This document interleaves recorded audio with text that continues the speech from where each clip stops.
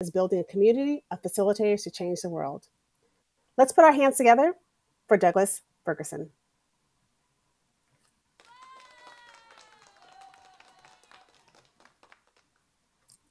Excited to talk about a topic that is near and dear to me, which is magical meetings and building more inclusive meeting cultures. And so that's what we're here to talk about today. And I wanted you to just take a moment to think a little bit about the worst meeting that you've ever experienced. You know, it's like the meetings are the whipping boy of the workplace culture. And it's a shame because this is where we often come to do our work. And Diane, I don't know if you are able to join me again really quickly and relay anything that you're seeing in the chats as far as what people are saying about some of these examples of the worst experiences they've experienced in meetings.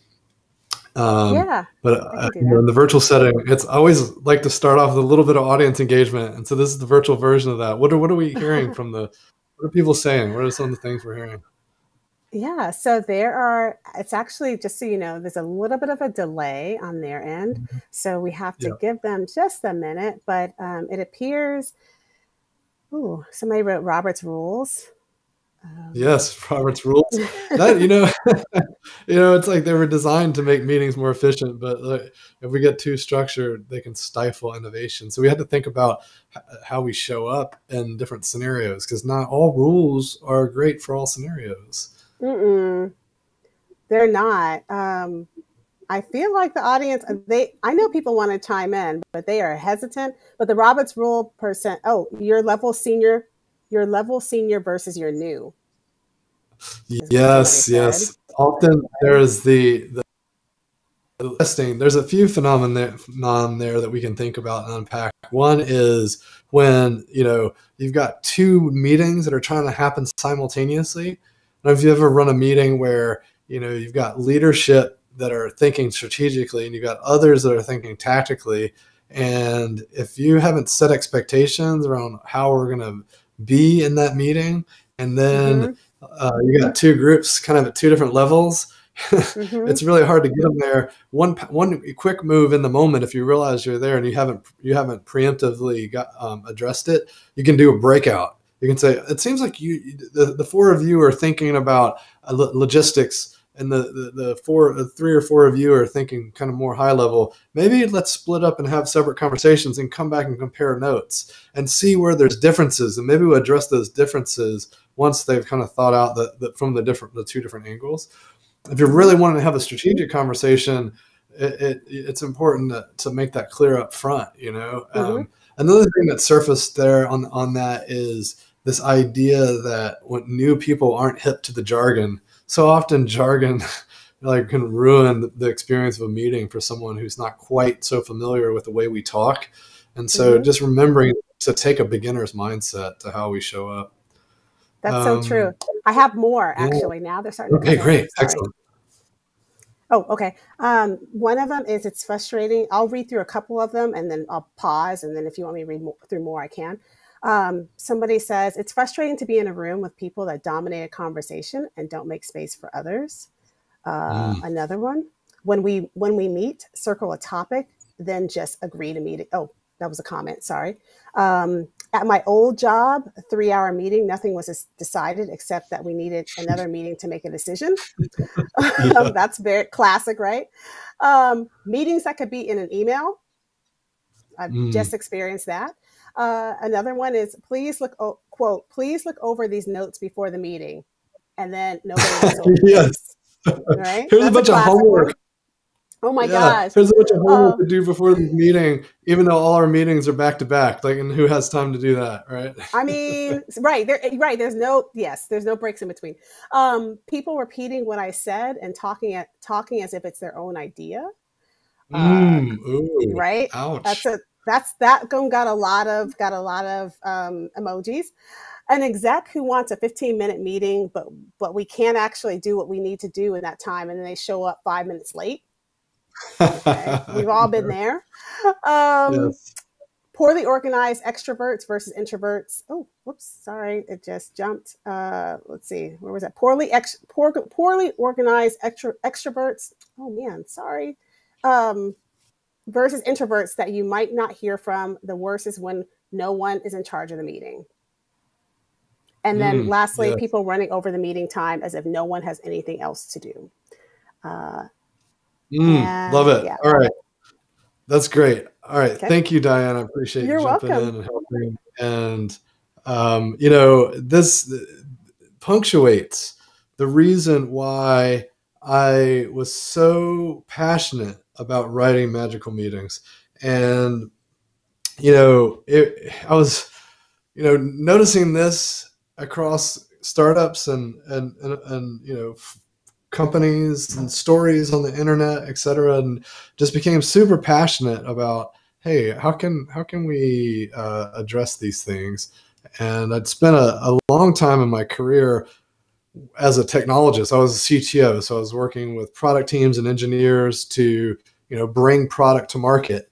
And part of that was not only thinking deeply about the technology, but was thinking about how we collaborate, how we come together and as teams to do the best work we can do, how we listen to customers. You know, what are the various different ways that we deploy listening skills, and we think about empathy and whatnot. And since I was always fascinated by process and the way that teams operate, and I saw all this collaborative dysfunction in the world, it just I thought, well, we can do better.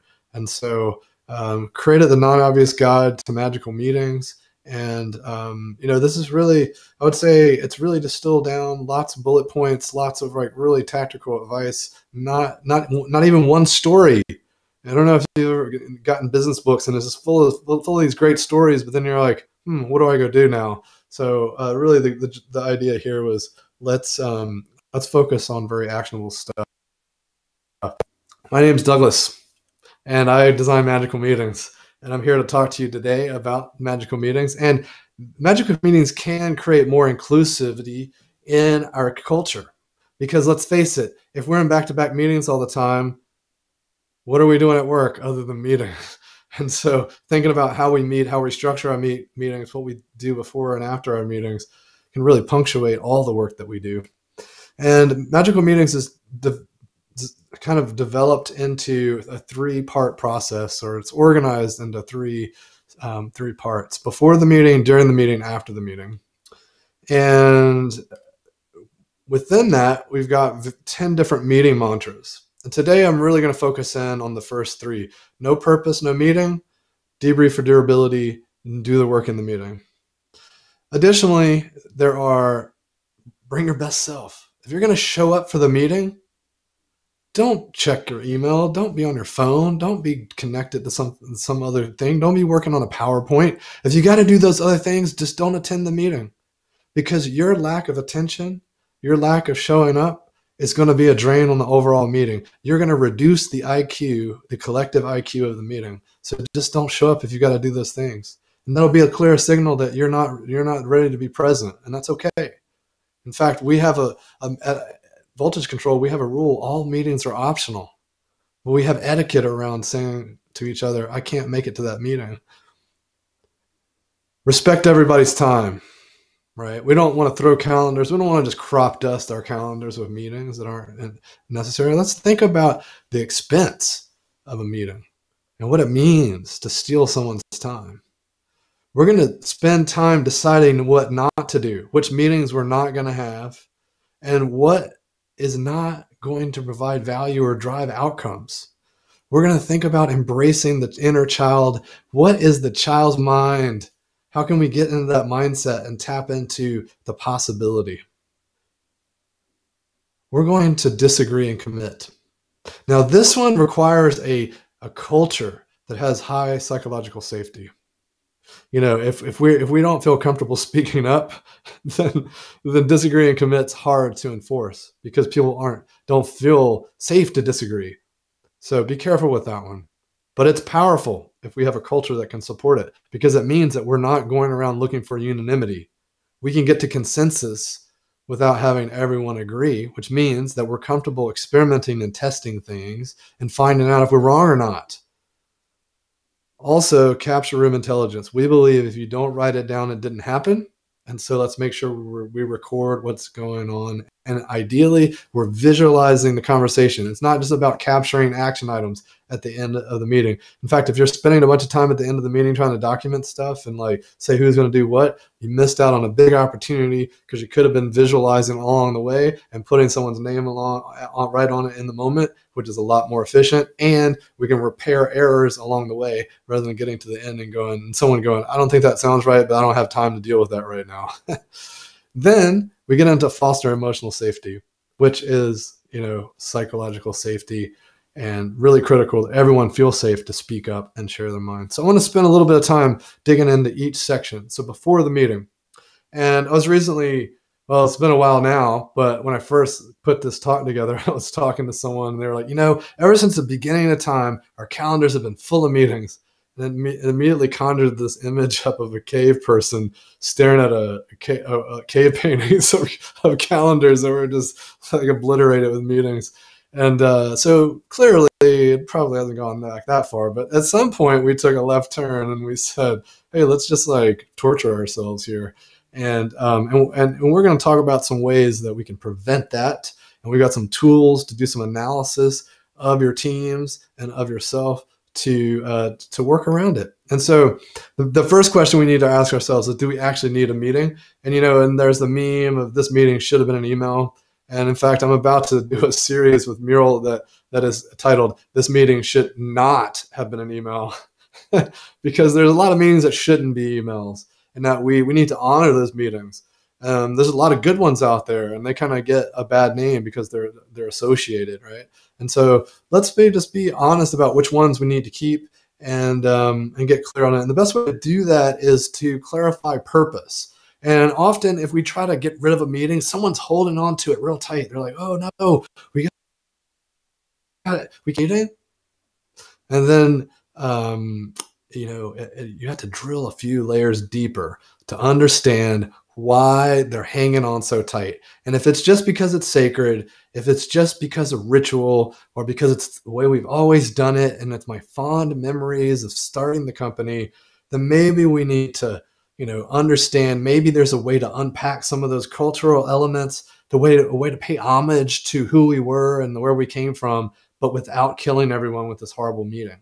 So if really kind of getting to if the purpose really is about some kind of connection or some kind of identity, let's honor that in some other way that's maybe more productive. Okay, so we have different meeting types that I think can be helpful for maybe identifying what we're doing in the meeting, and then understanding if the meeting is worthwhile. So we have informative meetings, we have generative meetings, we have explorative meetings, decisive meetings, and team health meetings. And informative meetings are meetings that are purely informative. And these are typically the ones that people say, this could have been an email. And better yet, this meeting could have been a Loom. If you aren't using Loom and your IT department isn't restricting you from using it, you should totally check it out. I'm a big fan. I record Looms all the time for my team if I want to show them how to do something or just motivate them. Just hit the record button, say a few things, show a few things, grab the link and send it, and I'm done, right? And it's really handy, highly recommend it. And that's a great way to do some asynchronous activity for something that's purely informative. Now, oftentimes people talk about the meeting being explorative. Like, it's not purely informative. I'm getting feedback from people, and we're kind of feeding back and understanding what their reactions are. But then if you look at their agenda, they're not planning anything in there that's explorative.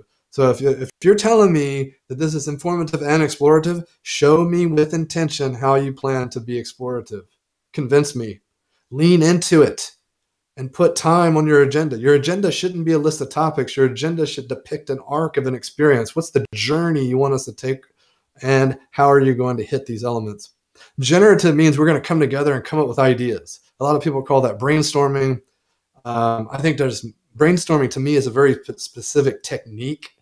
I think more broadly, we can say we're trying to be generative, and we can think of a lot of different activities. In fact, I really like brain writing, because brainstorming involves talking And brainwriting, if we just put our ideas down on paper quietly, we're all working together. So we're honoring the time, we're dedicating the work, and then we share out what we had. And in fact, when we do brainwriting, we like to rotate the papers around. So like you read what someone wrote and add onto it, and then shuffle and read and write. And then we share out, and then we talk after everyone's booted up and totally have been stewing and thinking on this stuff a little bit, right? Decisive. That's pretty clear. We're going to decide something. If you're going to decide on something, be very clear, set those expectations, how we're going to make the decision, the fact that we are going to make it. And team health, super important if we're going to focus on team health. How, let's be just upfront and clear about it. And a really awesome BBC report came out saying that most ineffective meetings are actually a form of therapy. And so let's not just throw therapy meetings on the calendar without even realizing we're doing it. Let's be intentional about having some team health when we need it at the right time, so we don't have too much or too little, and people don't walk out thinking, why did we have that meeting? Next up, we have the should we have this meeting test. And I'm noticing the slides are a little blurry and you zoomed in on them. I'm just gonna do a quick zoom so that it'll look better, and you might want to reset that view that you have there. So should we have this meeting test? Is there a clear purpose for gathering people to meet? Is there an artifact or prototype to review? Is there going to be an artifact or prototype we can create after the workshop or meeting? Is there going to be a series of decisions made after the direction of the project? So if we answer yes to at least one of these, then we're in good shape. Ideally, it's two or more. So this is a really nice little rubric that you can use before your meeting to decide if it's worth having. And we've got a what meeting are we having template that you can get from magicalmeetings.com. If you go to magicalmeetings.com, you can find the templates and download them there. And this is a nice little assessment of a specific meeting that you can do with your team to see, should we have it? How might we improve it? What's good about it? What's bad about it, etc. So the main piece of advice here is bring more intention into your meetings. Be more purposeful so that people can understand why you're meeting and what you hope to accomplish and get out of your meeting. So let's dive a little bit into during the meeting. So how can we get all stuff done if we have all these meetings? And I hear this all the time. People say, I'm just into back-to-back meetings and there's no time to actually do any of the actual work. Well, our answer to that is do the work in the meeting. And the best way to do the work in the meeting is with prototypes. And prototypes will transform your meetings. And when I talk about prototypes, I'm talking about things that help you simulate the future. So let's say that we're going to meet and talk about a pitch that we want to make to a VC to raise money for our startup. Well, what if we actually brought a rough draft of that pitch? It might be the ugliest slide deck you've ever seen, but at least it's the arc of what we're thinking. And we might rip it apart, tear it apart, rearrange it, et cetera, et cetera. But we've got that outline, we've got that skeleton that we have something to react to. What I like to say is what gets visualized gets velocity. And I've got a lot of examples of prototypes. There's tools that can create product prototypes such as Envision, Marvel. We've been using Figma a ton lately. You can create mobile apps, desktop apps. It's really great. My favorite for prototyping meetings is a tool called Session Lab. And if you're ever using Excel to add up dates and times to create your agendas, you should check out Session Lab. Their free account lets you do single day, single track sessions. Really, really helpful for regular meetings just to move stuff around, rename it, etc. Big fan. The Palm Pilot, if you remember that thing from back in the day, its first prototype was just a chunk of wood the founders carried around in their pocket to understand what the best size of a device might be. And we even helped a client prototype a device with a 5-pound weight. And I won't bore you with all the details there, but it's a funny story. And I just wanted to underscore that anything can be a prototype if it helps you answer a critical question and helps you get to a better decision with your team and with your group and get past groupthink and speculation. We have a prototyping tool for meetings called the Take 5 method. And this is just a simple little tool that you can use in a meeting to bring people together to focus on a challenge, have everybody make a quick little visual prototype with words and images and text that highlight kind of what they're thinking as far as how they might consider a future solution and Then we'll all discuss the visualizations they came up with, and it can springboard a conversation in a way that you just can't get by just asking people to start talking. And someone earlier brought up this, like, the over talkers, or don't leave room for the other people. Well, this is a great way to create more inclusivity and elevate all the voices, because if everyone makes a prototype and we reserve enough time for each person to share out a little bit about their prototype, and you time it and you said, oh, that's your 2 minutes, we got to move on, then everyone will get equal airtime. We'll see all those ideas, and we can look at how they intersect, and what those kind of nice little combinations might look like. So it's really important to understand that deeply inclusive work results in durable decisions, because we've considered many more permutations. There's a lot more diversity of thought, and we're not going to have people shooting down ideas later, or someone coming up to us and say, you know what you didn't consider, and then that derails everything. So let's do a lot of deeply inclusive work up front, so we avoid a bunch of unnecessary roadblocks down the road. All right, now let's talk a little bit about after the meeting. And after the meeting, often we're posed with this question, okay, now what? We might have some action items, ideally, but how do we keep this momentum going? If we built this prototype and got all this stuff going, how do we ensure and protect against losing this value? And one of the mantra I want to highlight here is debrief for durability. And debriefing allows everyone to take a moment to take stock of where we are and what was said and what's coming up for them, to share what was emerging and anything we need to consider, retool, change, adapt, etc. And really powerful. We can all come together on a really clear message, and it's the best way to unleash everyone, because if we are really clear about that debrief and making sure everyone gets a chance to be heard during the debrief, everyone can reflect back. Really powerful. And one of my favorite ways to do this is the combination of feedback and commitment. So let's get feedback from everyone on the process and on what we accomplished. Let's also get commitment from everyone. And if it's a larger event or meeting, I really like to use commitment buddies. So let's put people in small groups to talk about what they're going to do in the next 2 weeks, 2 days, 2 months, and really make those commitments. And hopefully they stay in touch with each other and commit to doing this work and making this change and living it.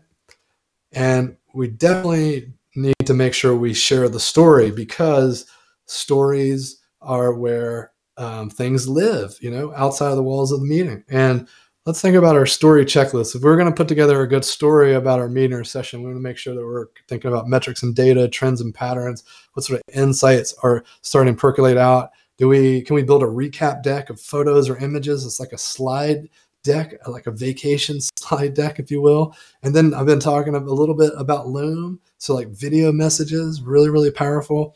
And also thinking about shared narratives, right? So how can you create a shared narrative? And the difference between a story and narrative is pretty subtle, but the way I see it is the story is what happened. The narrative is when you put it in a context that someone else is going to resonate with. So do I reorder it? Do I talk about the last thing first, or the middle thing first, or how do I position things next to each other so that someone might be more likely to resonate and understand it from what they value and what's important to them? And I want to talk a little bit about the Pixar story spine, because it's the inspiration for our next template I want to share with you. And they use this for every movie they create, right? It's the genesis for every story they tell. Once upon a time, there was blank. Every day, blank. But then one day, blank. And because of that, blank. Because of that, blank, until finally, boom, boom.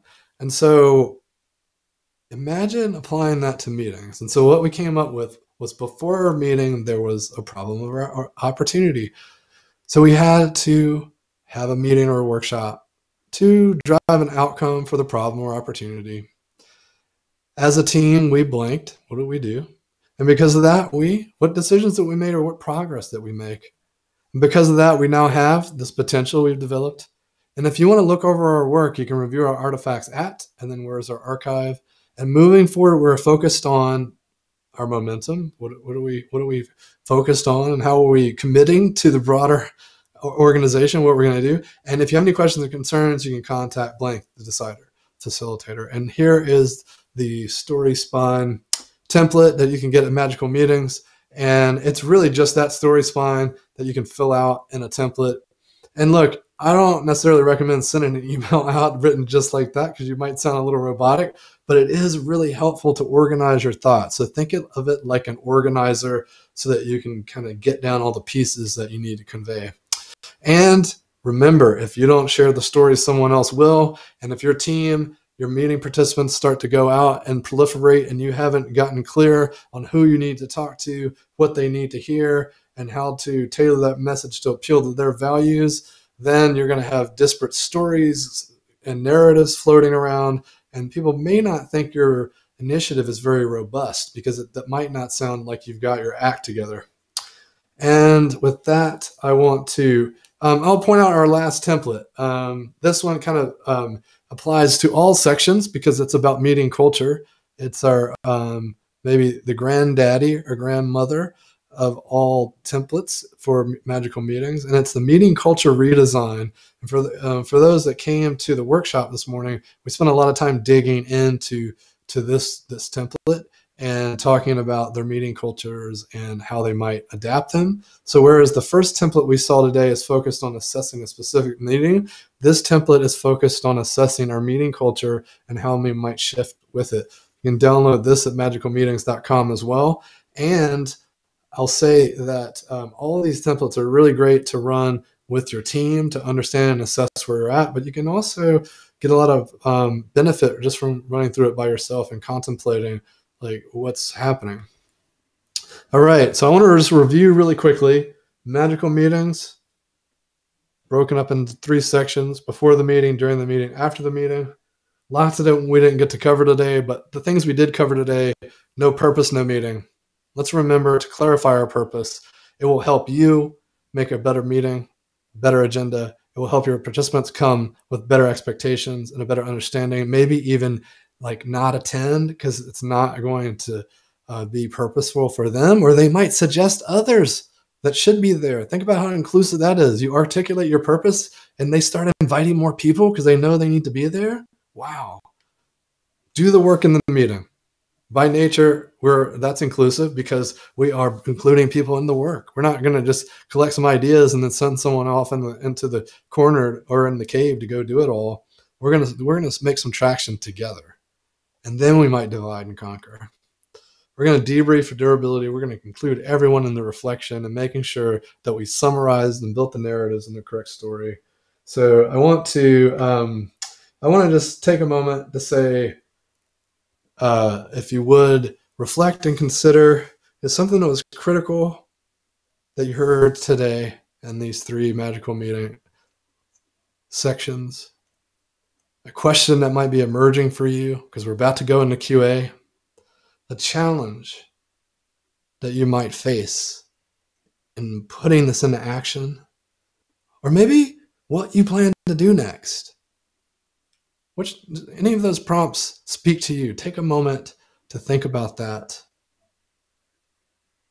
Just give you a few moments to digest this before we go to Q&A, because once we start talking again, it will interrupt your thoughts. So I want to just give you a moment of quiet here to think about these prompts. A question that is emerging for me is, the challenge I might face is, and what I plan to do next is.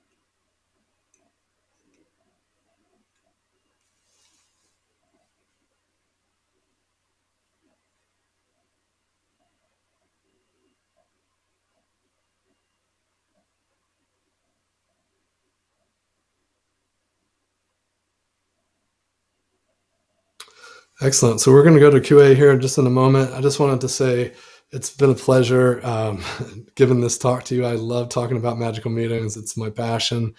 And also have a few other books that were mentioned this morning: Beyond the Prototype, How to Remix Anything.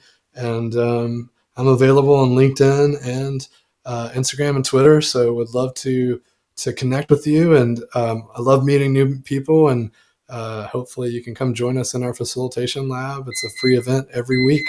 So hope to see and meet you. And if you're making meetings magical and facilitating, definitely want to work with you. So we'll go to Q&A now.